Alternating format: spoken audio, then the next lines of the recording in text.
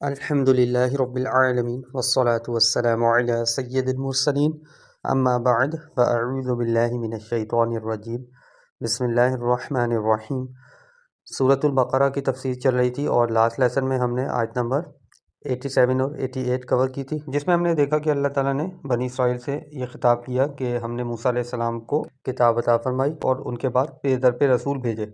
اور حدیث نبوی سے ہم نے یہ چیز سمجھی کہ بنی اسرائیل کا اجتماعی نظام انبیاء چلایا کرتے تھے، تو جب ایک نبی فوت ہوتا تو دوسرا نبی اس کا جانشین ہو جایا کرتا تھا۔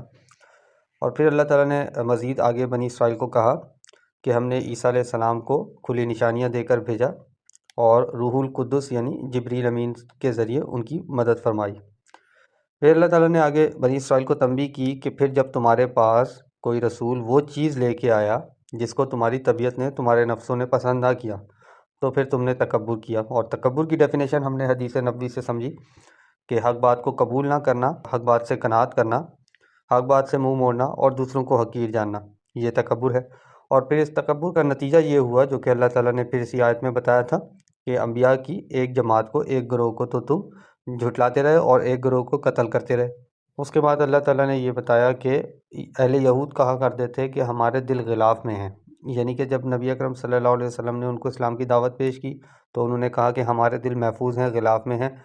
تم جو دعوت دیتے ہو وہ ہمارے دلوں میں نہیں آتی، اس سے ہمارے دل محفوظ ہیں۔ مگر حقیقت بات اللہ تعالیٰ نے یہ بتائی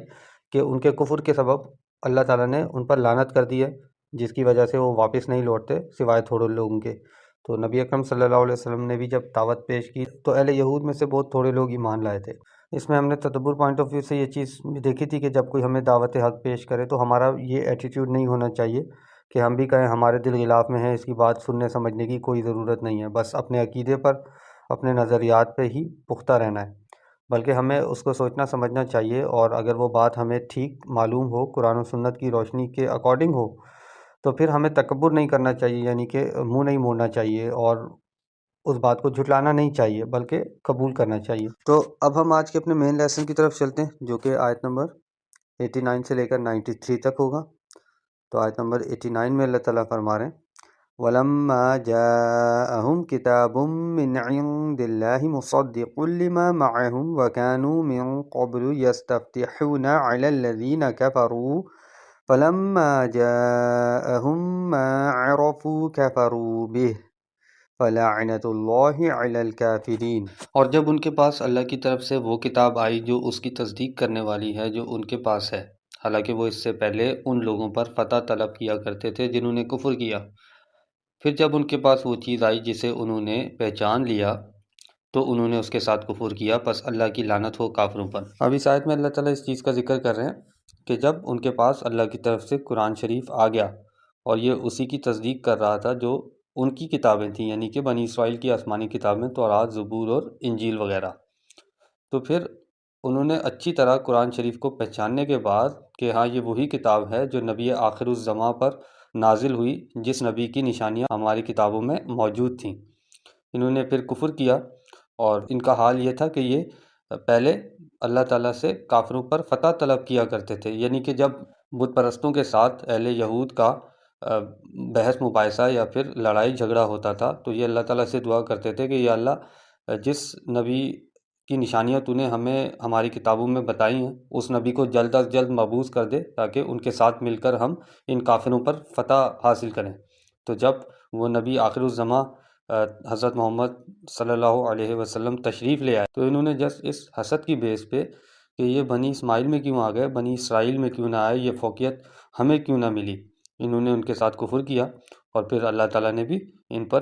لعنت کی اور یہ فرمایا کہ اللہ تعالیٰ کی لعنت ہو ان کافروں پر۔ اب اسی کانٹیکس کو آگے چلاتے ہوئے اللہ تعالیٰ آیت نمبر 90 میں فرما رہے ہیں بئس ما اشتروا به انفسهم ان يكفروا بما انزل الله بغيا ان ينزل الله من فضله على من يشاء من عباده۔ بری ہے وہ چیز جس کے بدلے انہوں نے اپنے آپ کو بیچ ڈالا کہ اس چیز کا انکار کر دیں جو اللہ نے نازل فرمائی، اس ضد سے کہ اللہ اپنا کچھ فضل اپنے بندوں میں سے جس پر چاہتا ہے نازل کرتا ہے۔ فباءوا بغضب علی غضب، پس وہ غضب پر غضب لے کر لوٹے۔ وَلِلْكَافِرِينَ عَذَابٌ مُّهِينٌ، اور کافروں کے لیے رسوا کرنے والا عذاب ہے۔ اب اس آیت میں اللہ تعالیٰ اس چیز کی نشاندہی کر رہے ہیں کہ نبی اکرم صلی اللہ علیہ وسلم کو اچھی طرح پہچان لینے کے بعد انہوں نے جسٹ نسلی تعصب اور حسد کی بنا پر انکار کیا کہ یہ نبی آخر الزماں بنی اسماعیل میں کیوں مبعوث ہو گیا، بنی اسرائیل میں کیوں نہ مبعوث ہوئے۔ تو اللہ تعالیٰ اس طرف توجہ دلا رہے ہیں کہ اللہ تعالیٰ پر تو یہ کوئی لازم نہیں کہ وہ کسی کی مرضی سے نبی مبعوث کرے۔ اللہ تعالیٰ تو اپنے بندوں میں سے جس پر چاہتا ہے اپنا فضل نازل کرتا ہے۔ تو کتنی بری ہے وہ چیز، یعنی کہ حسد اور یہ نسلی تعصب، جس کی بنا پر انہوں نے اپنے آپ کو بیچ ڈالا۔ تو پھر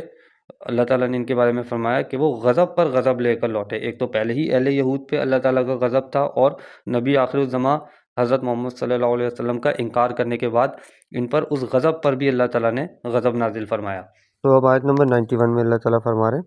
وَإِذَا قِيلَ لَهُمْ آمِنُوا بِمَا أَنزَلَ اللَّهُ قَالُوا نُؤْمِنُ بِمَا أُنزِلَ عِلَيْنَا وَيَكْفُرُونَ بِمَا وَرَاءَهُ وَهُوَ الْحَقُّ مُصَدِّقًا لِمَا مَعَهُمْ قُلْ فَلِمَ تَقْتُلُونَ أَنبِيَاءَ اللَّهِ مِن قَبْلُ إِن كُنتُم مُّؤْمِنِينَ۔ اور جب ان سے کہا جاتا ہے کہ ایمان لاؤ اس پر جو اللہ نے نازل کیا ہے، تو کہتے ہیں کہ ہم صرف اس پر ایمان رکھتے ہیں جو ہم پر نازل کیا گیا، اور جو اس کے علاوہ ہے اسے نہیں مانتے، حالانکہ وہی حق ہے اس کی تصدیق کرنے والا جو ان کے پاس ہے۔ کہہ دیجئے پھر اس سے پہلے تم اللہ کے نبیوں کو کیوں قتل کیا کرتے تھے اگر تم مومن تھے؟ اب اس آیت میں اللہ تعالیٰ اہل یہود کے ایمان نہ لانے کا ایک بہانہ ذکر فرما رہے ہیں، اور پھر اس کا رد بھی کر رہے ہیں کہ جب ان سے کہا جاتا تھا کہ اس پر قرآن پر ایمان لاؤ، یہ اللہ نے نازل کیا، تو وہ کہتے تھے ہم تو صرف تورات پر ایمان رکھتے ہیں جو ہم پر نازل کیا گیا، اور اسی کے احکامات کے مکلف ہیں، اس کے سوا ہم کسی چیز کو نہیں مانتے۔ تو اللہ تعالیٰ نے ان کو پھر جواب میں یہ فرمایا کہ سب سے پہلی بات تو یہ ہے کہ تمہارا قرآن کو نہ ماننا اور تورات پر ایمان رکھنا یہ بے معنی بات ہے، کیونکہ قرآن ہی تمہاری تورات کی تصدیق کر رہا ہے۔ اور پھر اگر یہی بات ہے کہ صرف تم تورات پر اپنی کتاب پر ہی ایمان رکھتے ہو اور اس کے تمام احکامات کی پیروی کرتے ہو، تو پھر یہ بتاؤ کہ اس سے پہلے تم انبیاء کرام کو قتل کیوں کرتے رہے، حالانکہ وہ سب تو تمہیں تورات کی طرف ہی دعوت دے رہے تھے۔ تو معلوم ہوا کہ تم پہلے بھی حق کی طرف دعوت دینے والوں کے ساتھ اسی طرح کا ایٹیٹیوڈ کرتے رہے ہو، اور تمہارا صرف یہ کہنا کہ ہم تورات پر عمل کرتے ہیں، قرآن پر نہیں عمل کریں گے، یہ کہہ کر قرآن کو جھٹلانا بے معنی ہے۔ یہ محض حسد، بغض اور تکبر کی وجہ سے ہے جو کہ تم پہلے بھی کرتے آئے۔ اب آیت نمبر 92 میں اللہ تعالیٰ فرما رہے ہیں وَلَقَدْ جَاءَكُم مُوسَىٰ بِالْبَيِّنَاتِ ثُمَّ اتَّخَذْتُمُ الْعِجْلَ مِن بَعْدِهِ وَأَنتُمْ ظَالِمُونَ۔ اور بلا شبہ یقیناً موسیٰ تمہارے پاس واضح نشانیاں لے کر آئے تھے، پھر تم نے اس کے بعد بچھڑے کو معبود بنا لیا اور تم ظالم تھے۔ اب یہاں پر ان کو ایک اور اللہ تعالیٰ جواب دے رہے ہیں کہ حضرت موسیٰ علیہ السلام جن پر یہ تورات نازل ہوئی، وہ تو تمہارے پاس واضح نشانیاں لے کر آئے تھے، ان کے اتنے سارے معجزات تم نے دیکھے اپنی آنکھوں سے، اور تمہارا حال تو اس وقت یہ تھا کہ اس وقت بھی تم نے تورات پر عمل نہ کیا بلکہ بچھڑے کو اپنا معبود بنا لیا، تو تم تو پہلے بھی یہ ظلم کرتے رہے۔ اور آیت نمبر 93 میں اللہ تعالیٰ فرما رہے ہیں وَإِذْ أَخَذْنَا مِيثَاقَكُمْ وَرَفَعْنَا فَوْقَكُمُ الطُّورَ۔ اور جب ہم نے تم سے پختہ عہد لیا اور تمہارے اوپر طور کو، پہاڑ کو بلند کیا، خُذُوا مَا آتَيْنَاكُمْ بِقُوَّةٍ وَاسْمَعُوا، اور کہا کہ قوت کے ساتھ پکڑو جو ہم نے تمہیں دیا اور سنو۔ قَالُوا سَمِعْنَا وَعَصَيْنَا وَأُشْرِبُوا فِي قُلُوبِهِمُ الْعِجْلَ بِكُفْرِهِمْ۔ تو انہوں نے کہا کہ ہم نے سنا اور مانا نہیں، اور ان کے کفر کی وجہ سے ان کے دلوں میں اس بچھڑے کی محبت پلا دی گئی۔ قُلْ بِئْسَ مَا يَأْمُرُكُمْ بِهِ إِيمَانُكُمْ إِن كُنتُم مُّؤْمِنِينَ۔ کہہ دیجئے کہ بری ہے وہ چیز جس کا حکم تمہیں تمہارا ایمان دیتا ہے اگر تم مومن ہو۔ اب اس آیت میں اللہ تعالیٰ اس چیز کی مزید نشاندہی کر رہے ہیں کہ جب تم سے ہم نے پختہ عہد لیا تھا اور پہاڑ کو